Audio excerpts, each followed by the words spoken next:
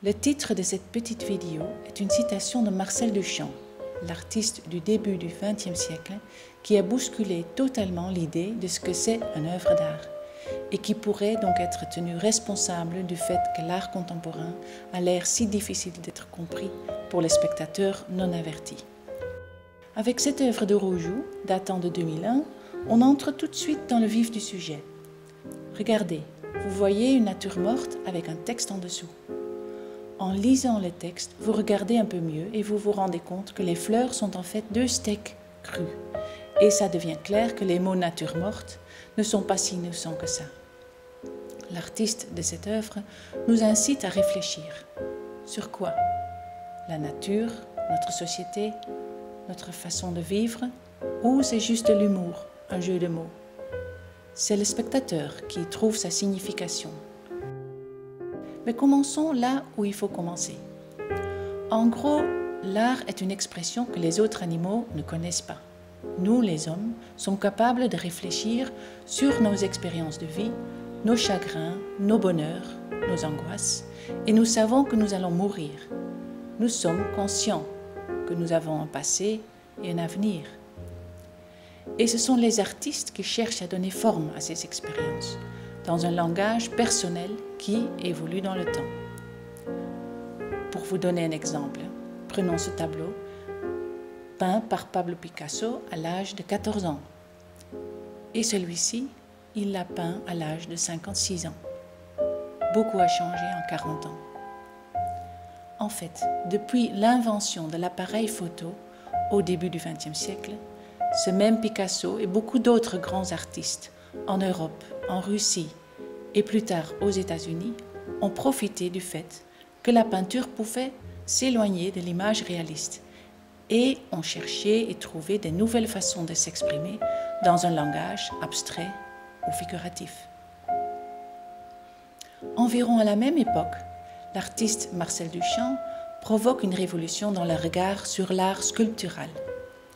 Avec ses réflexions sur ce que c'est l'art, il est à l'origine d'un bouleversement qui dure encore jusqu'à maintenant.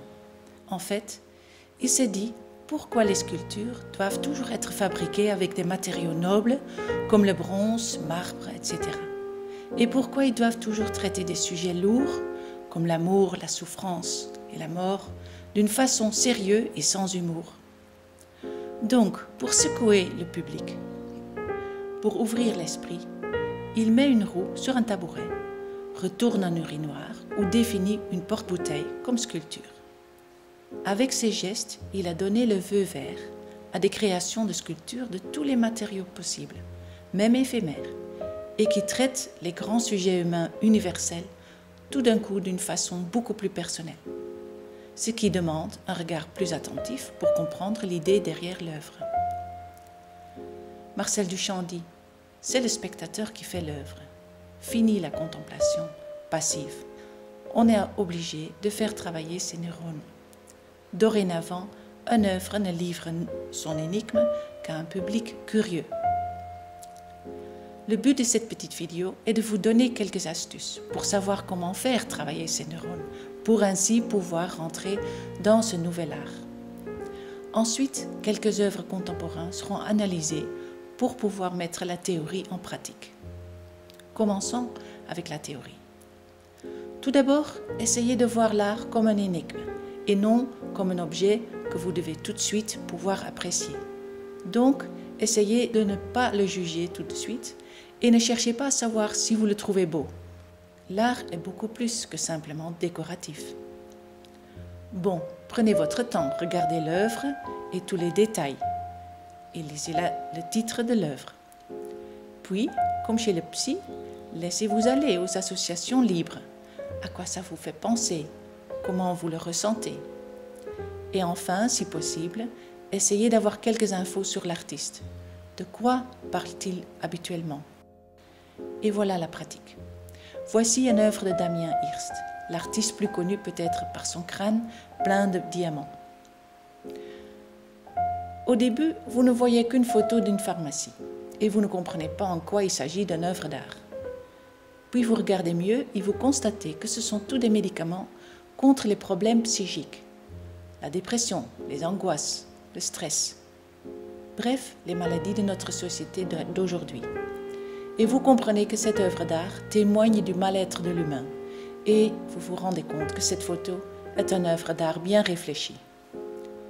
Puis quand vous savez en plus que Damien Hirst a été hospitalisé pendant une période de sa vie, vous comprenez d'où vient son idée. Un jour, le sculpteur Armand a dit « L'artiste n'a jamais qu'une seule idée et cette idée s'incarne à travers des formes dont il faut chercher dans la mémoire intime de l'auteur, mais aussi dans l'histoire universelle de l'homme. » L'inspiration de l'artiste vient donc de cette idée et les sujets sont illimités. La science, l'économie, la politique, l'écologie, la philosophie, la société, la vie, etc. Et les expressions sont illimitées également. Tout est permis, de l'horreur à l'humour. Mais le spectateur ne doit pas non plus se sentir obligé de tout aimer. Personnellement, j'aime des sculptures à l'aspect simple et j'aime un peu d'humour qui déroute. Le Balloon Dog de Jeff Koons. Qu'est-ce qu'on voit? Une énorme sculpture représentant le chien en ballon gonflable qui nous a tous émerveillés quand on était petit. Et en plus, on voit que la matière est très brillante. Le titre, Balloon Dog, chien en ballon. À part que le spectateur est un peu dérouté et probablement amusé par l'aspect si énorme d'un jouet, on peut se demander pourquoi l'artiste met un jouet en valeur en l'agrandissant et le mettant sur un socle. Dans le temps, on mettait les grands politiciens, généraux, philosophes sur des socles pour les admirer. Est-ce que Koons nous montre ce qu'il pense de notre société? Que nous donnons trop de valeur à des choses simples? Ou au contraire, qu'il trouve que nous devons savoir relativiser et que par exemple nous devons prendre au sérieux l'enfant en nous? Ou est-ce que c'est un critique sur la société et la masse production et consommation?